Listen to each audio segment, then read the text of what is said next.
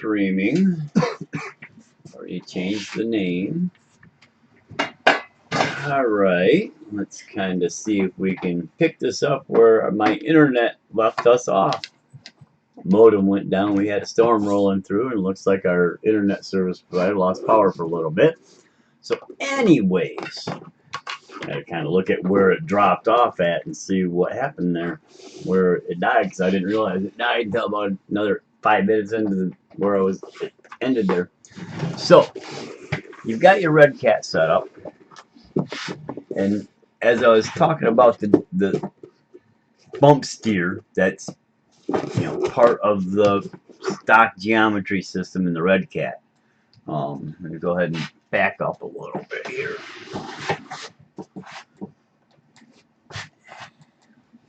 And then bring this in a little bit.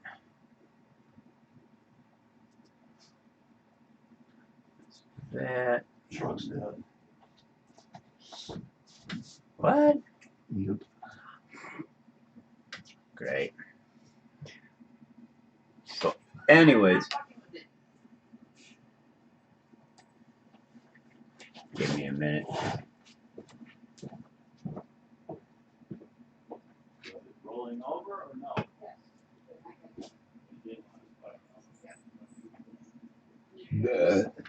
When it did that, I knew it was. I heard it.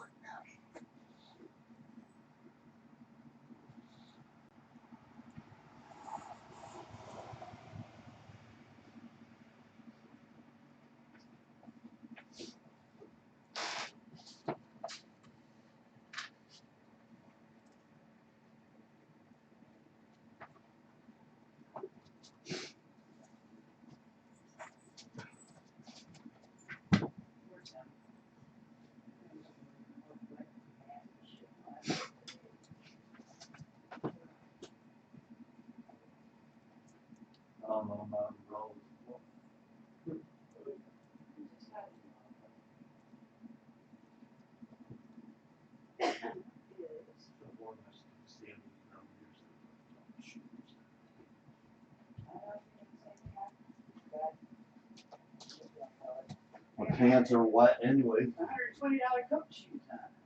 Pants and fucking big out here.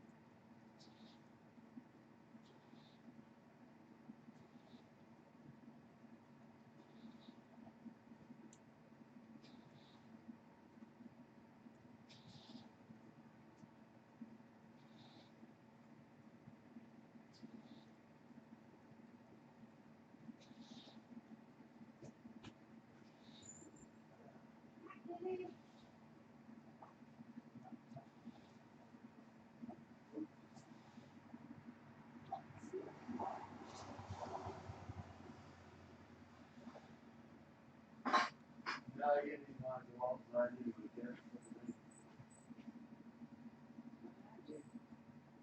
No kidding.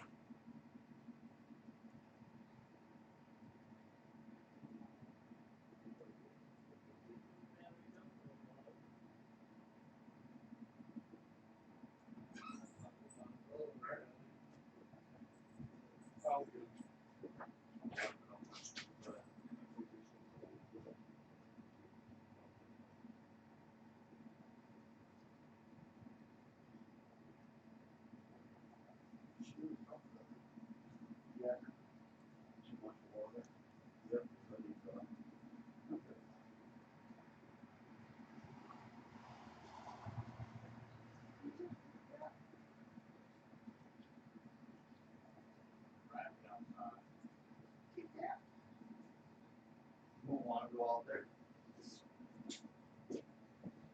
Or you might, I don't know.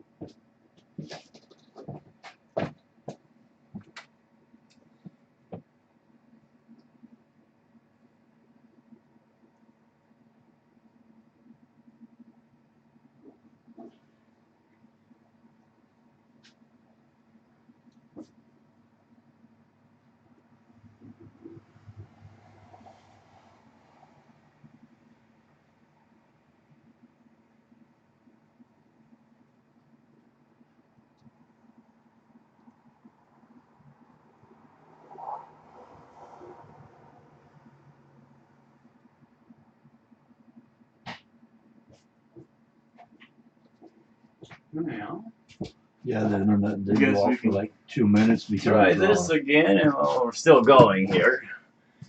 All right. So I'm having some one-to-one issues as well. I think I got a coil on my truck going bad. So, anyways, bump steer on the Gen 8 with the stock drag link, which is straight, and the stock mounting positions. The angle of the steering link and the angle of the panhard link are not the same. They're off a bit, and that's what causes the bump steer. So to correct the bump steer, regardless of your system, but in a 3-link with panhard system specifically, actually, you have to make sure your link geometry and angles are almost identical. The more identical you can make them, the better. Yeah, I can definitely gotta get this a little thinner. So what you gotta do, and what I ended up doing, is using this offset servo horn that dropped the distance a little bit, using this bent link, but you can use a straight link here at this point, but the bent link does allow a little shift as everything moves. It doesn't quite have to push everything down. It's because of the geometry, the bend and play of how the stuff shifts. So it helps reduce a lot of it. And as you can see with this offset servo horn, and like I say, this is the Trio Servo Saver. You don't need that. You can buy an offset servo horn from like Rude Dog or Exotech or a couple other companies. You want one that's like 10 millimeters offset, so the horn lever is about 10 millimeters off the top of the servo where it mounts to the servo horn, or the servo gear itself, the output shaft. So yeah, once you got that set up, you get these angle of your drag link the same as your panhard link, or really close, you'll get rid of your bump steer. You may still get a little bit because of the panhard system. As it cycles, it may push a little bit like it did on the SSD in part 1 of this video. But as you can see, this thing, it cycles through. I do have these shocks with a pen spring mod, so they are limited in their travel a little bit, but they're about the same as what a stock shock is. These are not stock shocks, but they are about the same distance in travel. So anywho, yeah, you get that set up, and that pretty much will get rid of any bumps. So you can see there's just a little bit there at the very end. This wheel here seems to be moving just a little bit. It could be just the way I'm pushing the axle. Now maybe. It doesn't move much, if it does. Wow, where is all this oil and grease coming from here? This has spilt something. Your truck, when you work on it, you have grease all over your hands. No, this is fresh oil here. Somewhere I got some fresh oil coming out something. But anywho, your bump steer, once you get your drag link on your steering from your servo to your knuckle, you get that link angled at the same angle as your panhard bar. That will pretty much get rid of your bump steer with your 3-link and panhard bar suspension setups. And that's it. You get rid of that, do that, and that will, pretty much get rid of your bump steer. The axle shift, again, that's because of the geometry of a panhard bar 3-link panhard setup. You're not going to be able to get rid of that axle shift. You're always going to have a little bit. The design of the geometry is going to dictate how much you have. Because of the way the RedCat was designed, it's got a little more bump or a little more axle shift than most of the other rigs. And again, that's just because of the mounting points of these two things. So yeah, if we were to do 10 millimeter, at least 5 more millimeters on the axle mount, get that 5 millimeters higher off the axle, and then 5 millimeters lower on their 3 millimeters lower than what the Bauhaus mount makes it. They give you 2 mounts, and I got it in the lowest one. If you can get another 3 millimeters lower than that, there's still plenty of clearance in there for all your stuff at full compression. You could get your panhard bar a little tighter, a little, maybe even use the straight bar if you wanted to, and then that would turn around and minimize the axle shift, because no matter what you do, that arc is only moving from even and downward. So it wouldn't, there wouldn't be no upward travel or downward travel. You might get a little bit. You might be able to get a little bit where you get a little upward travel, which would minimize it even more. Because of a panhard bar, your axle is going to shift. There is no getting rid of that unless you go to a 4-link suspension, which is not a 3-link and panhard bar. There's reasons they're designed that way, and there's reasons that 4 links were used for a while, and there's a reason all these companies are now going to a 3-link, because it is overall a better geometry design for more axle stability at the end of the day. So that's it. Another 30 minutes or so on this one, and next only about 15. I've been going 20, but I was outside for the first 10 or so. But anyways, I just wanted to kind of finish this up and touch on that. So yeah, axle shift is part of the panhard assembly on a 3-link. There's nothing you can do about it. Bump steer can be twerked and fixed depending on the system you got. I showed you what I did with my RedCat to get rid of it, and it really made a big difference in that, because like I say, you can see that I get almost no tighter steering shift, just a little bit when the one side, what would be the left side, or in America the driver's side, compresses. Might see a little bit there at full compression. When one side compresses, and same thing with the other side, you might see a little bit at full compression. So right there you can see a little bit yet. So it's not quite right, but I'm holding the shocks all the way out at full extension, and then going from there too, not ride height. If you go from ride height, it's even less. But yeah, so you can fix it up, you can make it better, but there's only so much you're going to be able to do with axle shift. Almost nothing, a little bit to improve it. Bump steer, you can get almost all of it out, because like I say, as you look at this thing moves, trying to get into a spot here where I can underneath and not get in the way.